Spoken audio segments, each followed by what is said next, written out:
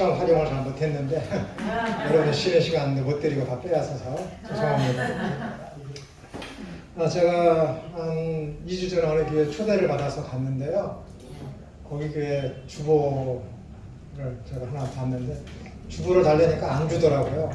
몰래 들어가서 하나 갖고 왔더니 왜 나한테 주보를 안 보여주려는지 그 의미를 제가 알아봤고, 여기 보니까는 예물을 드리신 분 해갖고 뭐 서원 예물, 꽃꽂이 연금, 보장 예물, 일천번제 이런 내용들이 있어갖고 교회 웬만한 데 다 있잖아요. 잘 모르겠습니다. 이게 저한테 이거 좀 주보 좀 달라고 했을 때 안 보여준다고 하는 거는 이런 내용들이 주부에 실려 있기 때문에 좀 바르지 못하다라는 것을 알고 계시기 때문에 안 주시는 거잖아요. 그럼에도 불구하고 계속 이것을 행한다는 것은, 그죠? 목회자로서의 양심이 결여됐다 봅니다. 여러분들 만약에 목회하시고 또 목회한 여러분들이 또 봉사하시는 곳이 있으면 교회는 교회 내에서 어떤 잘못을 지적하고 그것을 성경적으로 고쳐 나가는 것이 개혁이고 그것이 참다운 부흥이거든요. 여러 가지 이런 방법으로다가 헌금을 걷는 게 좋아 보이진 않습니다.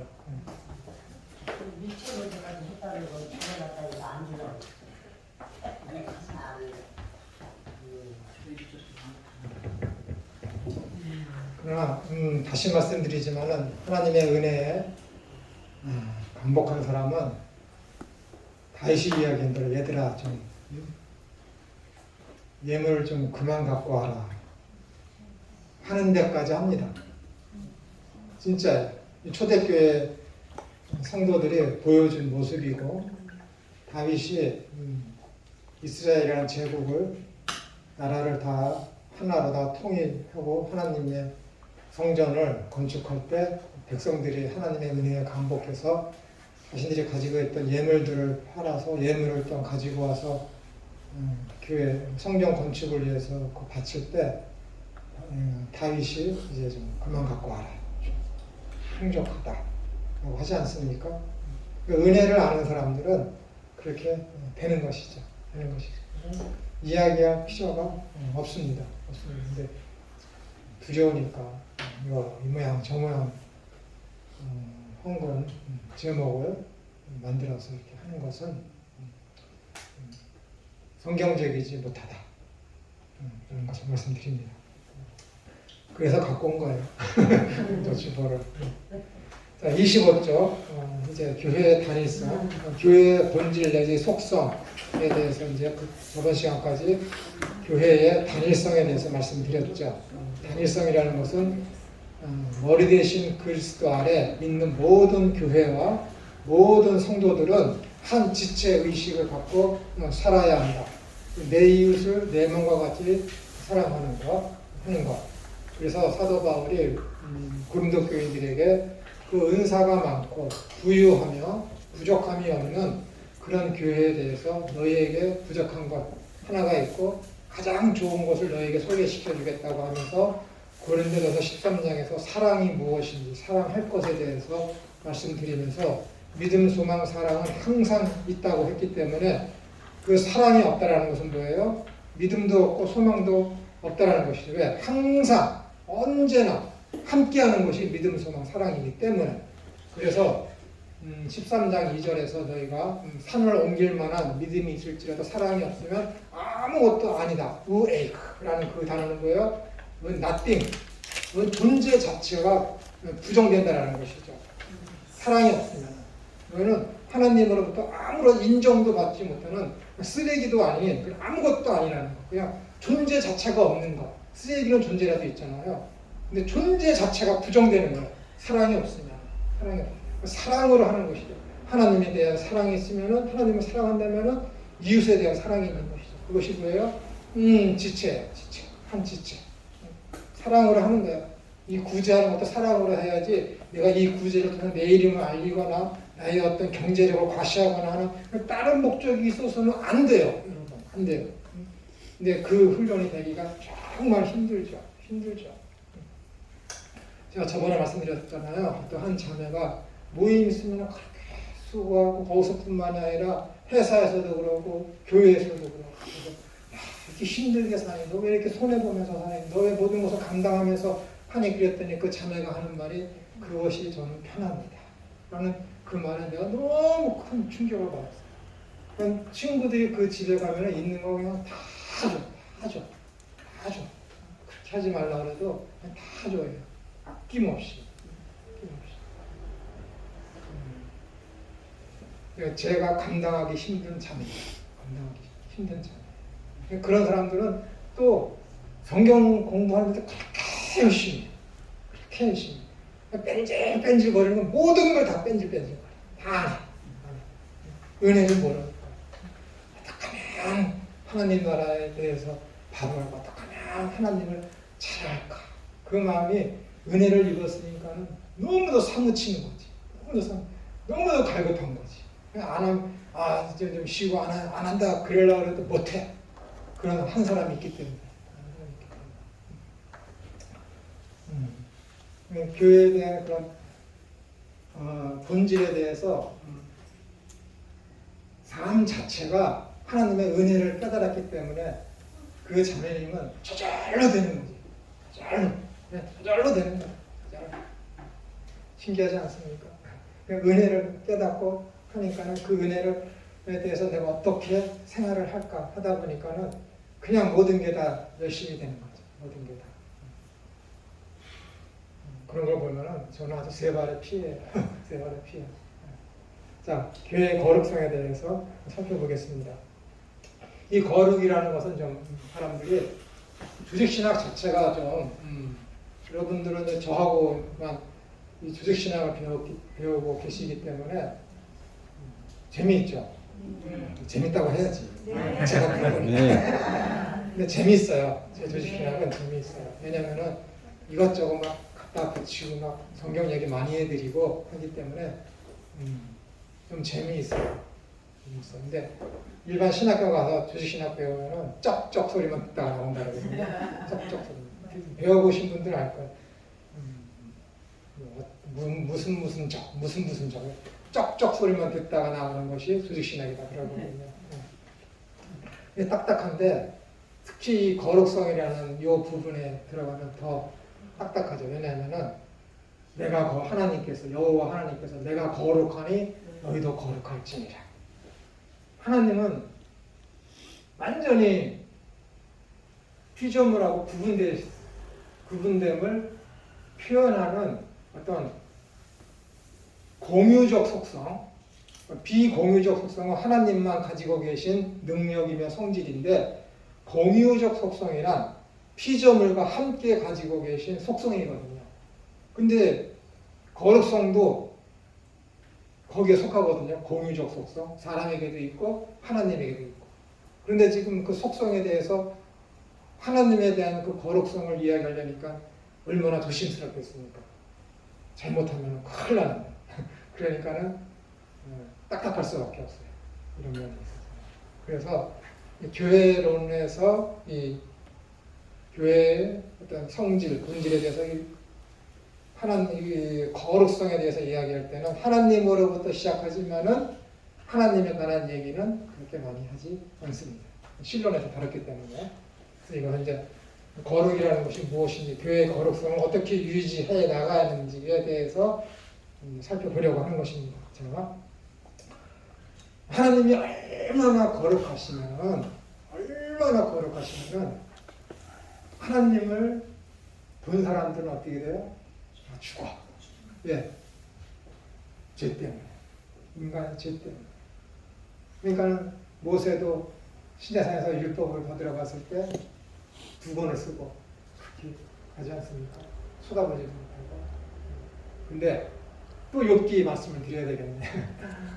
이제는 내가 예전에는 하나님에 대해서 하나님 나라에 대해서 귀로만 들었었는데 이제는 하나님에 대해서 하나님의 나라에 대해서 내가 이제는 눈으로 봅니다. 라고 고백하잖아요. 눈으로 봅니다. 하나님을 눈으로 볼 수 있는 시대가 언제입니까? 하나님 나라가 완성되었을 때, 우리가 완전 성화되었을 때, 하나님 나라가 완성이 되어서 더 이상 내가 죄의 유혹을 받지 않고 죄를 짓지 않고 완전한 의인이 되었을 때, 그땐 죄가 없기 때문에 하나님을 면전에서 보겠죠. 죽지 않지, 그때는. 그러니까 이게 욥기서가 뭐예요? 이제는 내가 눈으로 하나님을 봅니다 라고 고백하는 것은 뭐예요? 하나님 나라의 완성을 이야기하는 것이지. 하나님 나라의 완성을 이야기하는 거예요. 그 이후에 주어지는 것이 뭐예요? 이전에 있던 것보다 갑절에 모든 것을 다 하나님 회복시켜 주시는 것이죠. 그러니까 이게 맞아요. 욥의 회복, 이삭의 회복은 다 하나님 나라, 완성된 그 하나님 나라에서 있어질 그런 풍요로움, 부족함 없음, 완성됨을 표현하는 거예요. 그리고 욥에서 얘기하는 내가 이제는 눈으로 보게 된다는 것은 뭐예요? 지나온 과거를 돌이켜보니까는 하나님께서 내 발자국마다 함께 계셨고 악한 사탄이 나를 못되게 굴어서 내 가족을 다 데려가고 재산을 다 데려가고 부인도 나를 버리고 내가 이렇게 악창에 걸리고 했을 그 순간에도 하나님이 나와 함께 계셨기 때문에 내가 인내하며 견딜 수 있었습니다 라는 것을 알게 된 거지. 때마다 하나님이 계셨음을 알게 되니까 이제는 내가 예전에는 책과 누구의 말에 의해서 귀로만 하나님을 알게 됐는데 이제는 내가 실제 경험을 통해서 내 인생의 순간마다 하나님께서 함께 계심을 내가 깨달았습니다 라는 고백이 이제는 내가 눈으로 하나님을 보게 됩니다 라는 것이지. 이것이 없으면 뭐예요? 하나님 나라에 못 간다니까요. 믿음은 바라는 것들의 실상이요 보지 못하는 것들의 증거니라. 실상, 증거래잖아요. 경험하지 못하면 안 되는 거예요. 그 경험이 기적을 얘기하는 것이 아니라 뭐라 그랬습니까? 누구나가 다 경험할 수 있는 거. 어린 나이도 경험하고 죽기 직전에 100세 된 그 노인들도 경험하게 되는 거. 회개.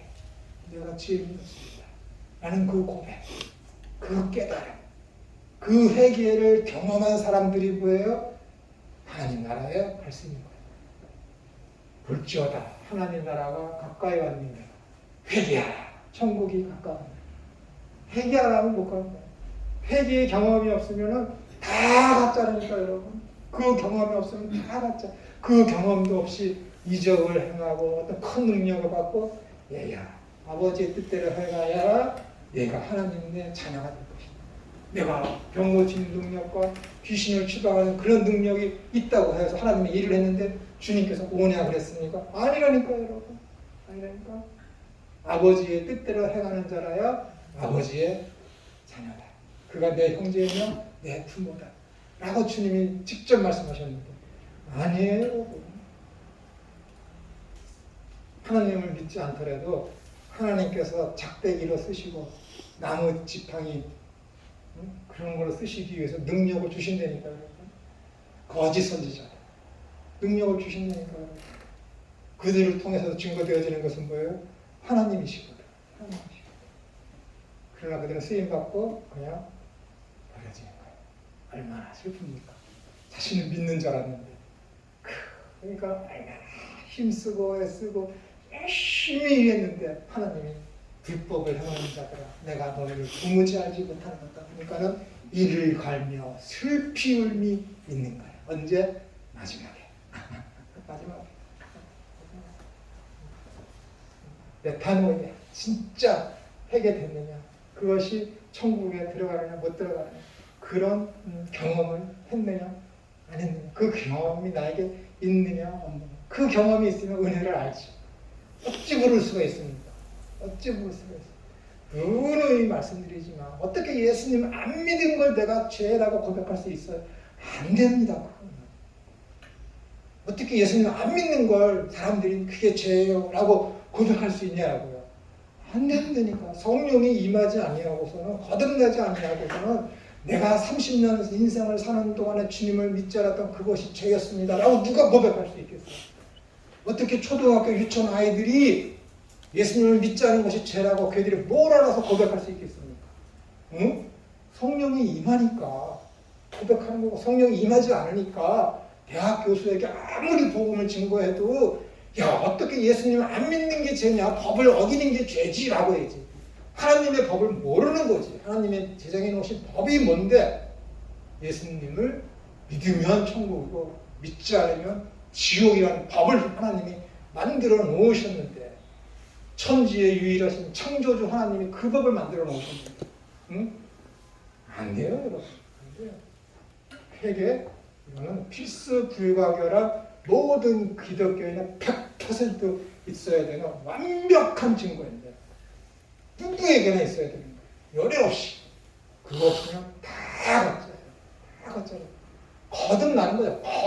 거듭. 응? 거듭. 하늘로부터 다시 태어나는 거잖아. 본어게 다시 태어나는 거야. 메타노이아, 사탄의 압제에서 돌이켜서 종교적인 배도 행위를 하는 게 메타노이아 회개라니까요. 제가 이 회개라는 단어만 여러분 하루 종일 붙잡아 놓고 말씀드릴 수 있습니다. 얼마나 이것이 무섭고 은혜롭고 눈물 나는 얘기입니다.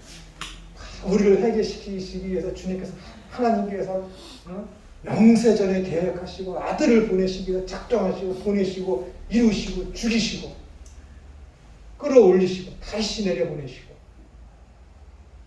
그 구속의 역사가 만만해 보이십니까? 얼마나 그것이 힘들고 괴롭고 하는데.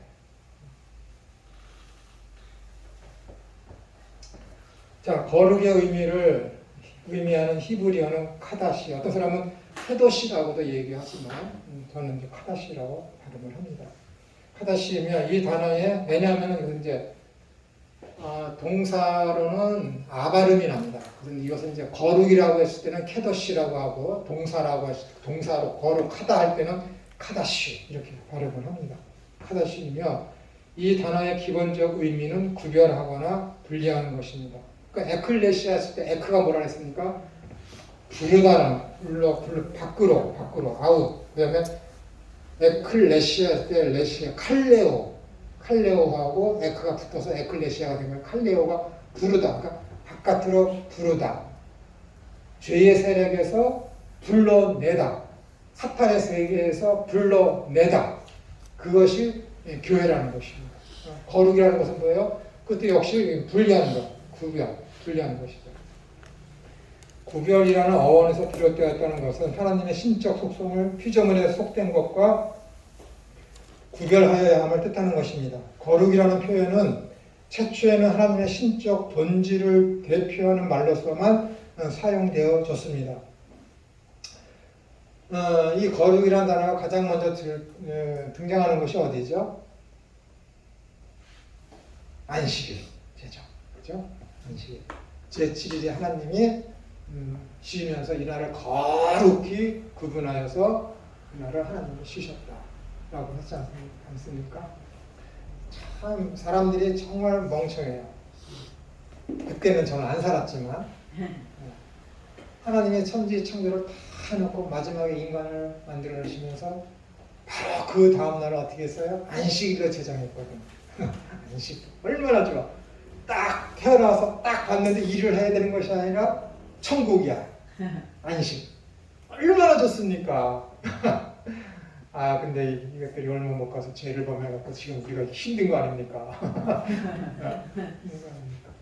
여러분, 인간이 태초에 아담과 하와가 태어났을 때 그들은 선악을 몰랐죠. 그죠? 선악을 몰랐어요. 왜? 악이 없었으니까. 선이라는 말조차도 필요가 없어요. 다 필요 없어요. 여러분, 페미니즘이란 말 들어보세요. 페미니즘. 여자들에게만 상관된 거잖아요. 그죠? 여자들이 자기 어떤 인권을 좀 남자들과 같이 동등하게 해달라. 근데 맨니즘이라는 소리 들어봤습니까? 남자주의. 필요 없어. 남자들. 왜? 남자들이 세상을 지배했으니까. 못되게. 여자들은 항상 아래로 깔고 뭉기고 했으니까. 그러니까 여자들이 억울하니까 단어를 만들어낸 거지. 우리 남자처럼 동등하게 대우해달라. 필요에 의해서. 그러니까 페미니즘이라는 단어가 생긴 거지. 마찬가지로 태초에 인간이 태어났을 때 선과 악이라는 단어가 필요도 없었어요. 필요도 없었어요. 그냥 모든 게 다 선이었기 때문에 선이라는 말도 필요 없는 거지. 악이라는 것도 없었으니까 악이라는 말 필요 없는 거지. 근데 딱 죄를 지음과 동시에 선, 악을 구분하게 되는 일이 발생된 것이죠. 그럼 그들이 태초에 인간이 태어났을 때 그들은 영생하는 존재였을까요? 네? 태초에 인간은 태어났어요. 여기 이것을 먹으면 정령 죽으리라 했었잖아요. 그죠? 먹으면 정령 죽어. 그럼 안 먹으면 영원히 살았을까요? 성경을 아셔야지. 창세기 2장밖에 안 되는데. 2장밖에 안 돼. 한 1장이고 딱 넘기면 2장인데 2장도 모르세요? 먹으면 죽는데 먹으면 너 진짜 뒤진다. 그랬어 하나님. 안 먹으면 살아요. 그러면 거슬러 해봐야 돼요. 자, 태초의 인간 아담과 하와는 영생하는 존재로 태어났다. 태어나게 만들어졌다라고 생각하시는 거 손 들어보세요. 크게 들어, 크게, 확실하게. 그 다음, 그러면, 고맙습니다. 그러면 태초의 인간은 죽을 수 있는 존재로 태어났다. 손 들어보세요. 예? 뭐야? 괜찮아요. 이거 모르고 그거 틀렸다고 해서 천국과 지옥 갈리는 게 아닙니다. 자, 태초의 인간이 하나님으로부터 만들어졌어요. 만약에 이들이 영생하는 존재로 태어났다면은 이들이 죄를 범했을 때, 야, 저들이 선악을 알게 하는 나무를 먹어서 했는데 저 동산 중앙에 있는 영생의 과일도 먹을까 하니 문을 닫아버리자, 추방하자. 그러잖아요. 그러니까 뭐야? 영생하는 존재는 아니었어요. 그렇지? 영생의 과일도 먹을까 하노라. 먹을까 하노라. 먹을까 하노라. 그러므로 거기서 너희들은 이 과일 먹으면 진짜 뒤진다. 죽여버릴 거야. 한 건 뭐예요? 육신적인 죽음을 의미하는 게 아니라 하나님과의 단절을 얘기해요. 죄로 말이야. 거룩하고 그들도 거룩했죠. 죄가 없었으니까. 이제 분리된 거지. 영생하는 열매를 먹고 살아야지 않았었나? 만약에 인간이 죄를 범해서 선과 악을 하라. 근데 그의 삶의 지향성이 이제 하나님 나라가 아니라 이 땅에 있어. 근데 그들이 영생하는 과일을 먹었습니다. 그럼 어떻게 되겠습니까? 세상이 죽지 않는데. 그들의 욕구가 채워지겠습니까? 죄가 만연해서 인류는 멸망하는 거예요. 인간이 왜 겸손하고 왜 두려운지 아세요? 죽음 때문이에요. 죽음 때문에. 죽음도 인류에게는 선물입니다. 선물이에요. 그걸 아셔야 돼요. 그 죽음. 그러니까 이 성경에서 말씀하시고 너 이거 먹으면 뒤진다. 그 마음 안 드셨겠어요? 내가 다른 말로 너 갈아 마셔버린다. 그래. 네? 그래. 그건 뭐로 의미하는가요? 이들이 거룩에서 떨어져요. 제가 저번에 뭐라 그랬습니까? 타락이 뭐예요? 인간의 수준이 여기에요, 원래는. 하나님이 인간에게 원하시는 수준은 동산 중앙에 있는 그런 어떤 선악과와 영생하는 나무를 통해서 안 먹음으로 말미암아 이만큼 성장하길 원하셨어요. 근데 뭐야? 타락이래, 타락. 이 수준에서 더 떨어진 거지. 그것이 우리에게 본질이죠. 그 위험한 상태에 있는 거예요. 그렇기 때문에 이 거룩이라는 이 단어는 뭐야? 안식일에 하나님이 그날을 구분해서 따로 구분해서 거룩하게 하셨어요. 거룩하게 하셨다고. 근데 인간은 태어나자마자 그 거룩한 날을 맞이해서 그 완성된 하나님 나라 속에서 영생의 삶을 누리면 됐는데 그것을 감당하지 못한 게 인간이지. 이 상태의 인간이 아니라 지금의 저보다 여러분보다 헤아리수만큼 높은 수준에 있는 아담과 하와가 그런 유혹에 빠졌다니까요. 하물며 그런데 여러분과 저는 어떻겠습니까? 더 약하고 더 취약한 환경 속에서 있는데 대충 살아도 하나님 용서해 주지 않겠습니까? 네 환경이 아담과 하와가 못하는 상황에 있으니까 아니요. 아니랄까. 왜? 내 속에 성령이 계시고 은혜가 임했거든. 은혜. 아담과 하와가 은혜를 알았을까요? 몰랐어요. 구약 성경이 있었어요? 없었어요. 십자가 있었어요? 없었어요. 신약 성경 있었어요? 없어요. 여러분 다 있잖아요. 저 다 있잖아요. 구약이 있고 신약이 있고 성령님이 계시고 하실 것이 있는데 이것이 믿음인데 믿음입니다. 아담과 하와보다 더 좋은 환경이지. 더 좋은 환경이니까 그걸 몰라서 그렇지. 그걸 인정하지 않으니까 힘든 거지. 머리 대신 그리스도를 인정하지 않으니까 그게 힘든 거지. 삶의 지향성이 방향성이 엉뚱한 데 가 있어요. 엉뚱한 곳을 바라보니까 그게 안 되는 거지. 안 되는 거지. 우리는 구별된 자들입니다. 하나님께 속해 있기 때문에 수많은 쟁기들이 있어요. 수많은 수저, 젓가락, 그릇들이 있습니다. 근데 그 중에서 그 모든 것을 다 하나님이 거룩하다고 하지 않습니다. 제사에 사용될 제기들만, 성전에 들어간 것들만 똑같은 사람이 똑같은 모양으로 만들었어도 하나님께서 쓰시고자 하시는 그 선택된 그 제기들만 거룩한 거야. 이 젓가락이 왜 쟤는 제기로 사용하기 위해 선택하고 왜 나는 이 다른 일반 집에 들어가서 사용하는 젓가락으로 사용되게 만들었어요. 할 수 있어요? 못한다니까요.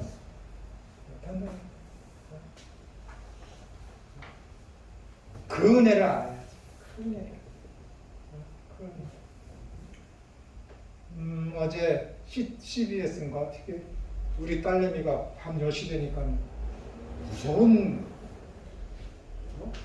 무서운 걸 보더라고요. 난 무서운 거 못 보거든요. 걔는 거실에서 보라 그러고 난 내 방에 원래 들어가는데 TV 이렇게 CBS 거기 무슨 간증하는 거 있어서 보게 되는데 그 청년이 기독교 집안에서 태어났는데 자기 아버지는 그냥 교회만 왔다 갔다 하는 거예요. 자기가 3대째인데 아버지도 모태 신앙인데 근데 아버지는 신앙이 없었대요. 그냥 교회만 왔다 갔다 하는 거예요. 습관적으로. 그리고 이 아이가 결혼할 때쯤 됐는데 상대방 여자는 불교인이야. 그 집안 자체가 다 불교인이야. 그래서 자기 자신의 주의는 우리는 서로 종교를 인정해 주자라는 주의였는데 결혼에 딱 임박해 보니까 그게 아니라는 생각이 드는 거예요. 청년이. 그래서 그 가족 간에 서로 다 상견례도 마쳤는데 그 생각에 들어갖고 그 약혼한 여자에게 그랬대요. 내가 이렇게 했는데 나는 네가 예수님을 믿고 교회에 나왔으면 좋겠다. 여자한테 용기를 내서 얘기한 거야. 그랬더니 그 여자가 이 사람이 나가 결혼 상대하고 부족하다고 생각해서 헤어지기 위해서 종교 얘기를 하는구나 라고 얘기를 한 거예요. 헤어졌대. 아무리 생각해도 그게 아닌 거예요. 이 여자를 너무 추구하는 거예요. 그래서 다시 만나서 이야기를 한 거예요. 야, 내가 이렇게 서로 종교를 인정하자고 했는데 내가 돌이켜놓고 보니까는 이 하나님 나라가 하나님이 얼마나 좋으신 분인지 내가 이제 알았다. 이 좋은 분을 내가 너한테 사랑하는 너한테 어떻게 소개를 안 할 수 있는가. 이게 어제 CBS에서 간증이에요. 여러 사람이 모여서 얘기하더라고요. 이거예요. 그 나라에 대한 소망이 있고 하나님이 그렇게 좋은 사람은 자기가 사랑하는 사람한테 어찌 안전할 수가 있겠어요? 어찌 안전할 수가 있겠어요? 안전할 수가 없는 거예요. 그러니까는 주님께서 복음을 가진 자들 내 가족이 원수가 된다라는 거예요. 안 그렇습니까? 원수가 되지. 여태까지 무교나 여태까지 타종교를 갖고 있었는데 이것이 기독교에 들어와서 예수님을 믿고 하나님 나라에 대한 확증이 생기니까 가족에 들어서 가족에게 가서 가족에게 복음을 증거하는데 그 가족이 아무 일 없이 있겠습니까? 전쟁이 일어나지. 전쟁이 일어났습니까? 그러면 이 거룩이라는 것은 완전히 구분되는 거예요. 하나님께 속한 것은 하나님을 선택받은 자. 그러니까 그 자매는 뭐예요? 알고 보니 하나님이 다 그렇게 예비해 놓으셨더라. 라고 하는 그 청년이 이제는 결혼했지. 고백을 하는 겁니다. 구분된 자는 아까도 말씀드렸듯이 불신자들은 오게 되지 않아요. 믿는 자들은 어떻게 돼요? 빛으로 오게 된다는 거예요. 반드시 아셔야 돼요. 이건 능동대가 아니에요. 내가 빛으로 가는 것이 아니라 내가 빛으로 이끌려 가는 거예요. 수동태라니까, 수동태. 수동태가 무엇인지 아시죠? 내 의지와는 상관없이 그냥 끌려가는 거예요. 내 의지와는 상관없이 말하게 되는 거예요. 내 의지와는 상관없이 고백하게 되는 거예요. 내 의지와는 상관없이 사라지게 되는 것이. 하나님께서 사랑하는 자는 징계를 통해서, 교육을 통해서, 훈련을 통해서 그렇게 만들어 가시는 거예요. 그게 성도이며 그것이 교회예요. 그러니까 내가 거룩하니 너희도 거룩할지어다 라는 것은 뭐예요? 하나님이 우리를 거룩하게 만들어 가신다라는 보증입니다. 보증이에요. 안 하면 어떻게 시간이 그렇게 오래 걸리고 안 하면 어떻게 되는 거야? 내 인생이 그만큼 힘든 것이죠. 힘든 것. 거룩이라는 이 표현은 최초에는 하나님의 신적 본질을 대표하는 말로서만 사용되어졌습니다. 즉 거룩은 인간의 죄악된 모습과 완전히 분리되고 대조되는 하나님의 절대적이고 지극한 절대적인 선의 개념으로 사용되었습니다. 그러니까 절대적인 선의 개념. 이것을 여러분들이 하나님에 대해서는 절대적으로 인정을 하셔야 돼요. 하나님께서 나에게 행하신 그 모든 일은 옳습니다. 하나님께서 나에게 행하신 모든 일, 모든 명령은 선합니다. 라는 것이어야죠. 길거리에 가다가 내가 사고를 당해서 죽음 직전에 이르게 되는 것이 하나님의 뜻이라면 인정해야지. 근데 사실은 그렇게 안 되길 바라는 거지. 그렇죠. 누가 그걸 원하겠습니까? 안 되길 바라는 것이지. 그런 것까지 또 하나님께서 하시고 계획하신 것이라면 선으로 인정할 수 있는 것이 피조물의 본분이라는 것입니다. 이 거룩이라는 단어 창세기에는 안식일과 관련하여 한 번 나오고 등장하지 않으나 하나님께서 당신의 이름과 본성을 계시하신 출애굽기 3장 이후부터는 계속해서 빈번하게 사용되어지고 있습니다. 거룩의 의미는 처음에는 하나님의 속성에 국한되었으나 점차 하나님과 관계되는 모든 것에까지 범위를 넓혀가며 거룩이라는 표현을 사용하는 것을 알 수가 있습니다. 예를 들면 하나님의 말씀과 신인 동형적인 표현, 그러니까 신인 동형적이라는 것은 무엇이냐면은 하나님 당신을 인간에게 이해시키기 위해서 당신 계시를 사람과 같이 변형시켜서 말씀하시는 거예요. 그러니까 하나님은 움직이는 그림자도 없으시며 후회하심이 절대로 없다라고 말씀하셨는데 어떻게 돼요? 창세기 5장에서는 어디에요? 인간을 창조하심을 하나님께서 후회하셨다라고 하잖아요. 앞뒤가 안 맞잖아요. 선지서에서는 하나님은 움직이는 그림자도 없으시며 후회하심이 절대 없다라고 했는데 창세기 5장에서는 인간의 죄악성을 보시고 인간 만드시는 것을 보시고 한탄하셨다, 후회하셨다라고 하시는 거예요. 그것이 뭐예요? 신인 동형론적인 표현이에요. 왜? 이 땅의 죄악이 그만큼 극악무도하다라는 것을 표현하기 위해서 하나님의 마음을 그렇게 표현한 것이지 하나님이 후회하셨다고? 그러면 하나님께서 인간들이 죄를 지을 것을 모르셨다는 말인가? 라는 게 아닙니다. 그만큼 이 땅의 죄가 관영하고 심각한 것을 표현하시기 위해서 하나님의 마음이 그렇다라는 것을 하기 위해서 인간처럼 표현한 것, 그것을 가지고 신인 동형적이다라고 하는 것입니다. 하나님의 각 지체와 하나님의 이름과 하나님의 팔이 있으십니까? 없잖아요. 권능의 오른손으로 그렇게 말씀하시잖아요. 영이신 하나님의 손이 어디 있습니까? 없어요. 그렇기 때문에 이런 것들은 이제 신인 동형에서 표현하기 위해서 말씀하시는 것이죠. 하나님의 능력과 오르심을 표현하기 위해서 각 직제와 하나님의 이름과 하나님의 계신 곳 그리고 하나님의 인지하시는 장소뿐만 아니라 하나님께 제사 드리기 위해 준비하는 모든 제사 기구에 이르기까지 거룩이라는 표현을 하셨으며 나중에는 제사를 집행하는 사람은 제사장에게까지 거룩의 개념이 확대되어 사용되었으니까는 하나님께 속한 것은 다 거룩한 것입니다. 하나님께 속한 것을 거룩한 것이라고 하지 거룩하기 때문에 하나님이 취한 것이 아닙니다. 이것을 여러분들이 명백하게 여러분 각인시키셔야 된다. 우리가 거룩하기 때문에 하나님이 취한 것이 아니라 하나님이 취하셨기 때문에 우리가 거룩에 속하게 된 것입니다. 또한 하나님은 레위기 19장 2절에서 너는 이스라엘 자손이 온 회중에서 고하여 이르라 너희는 거룩하라 나 여호와 하나님이 거룩함이니라 라는 말씀을 통해 당신의 백성들에게 하나님의 거룩하심을 본받아 거룩하실 것을 명령하셨습니다.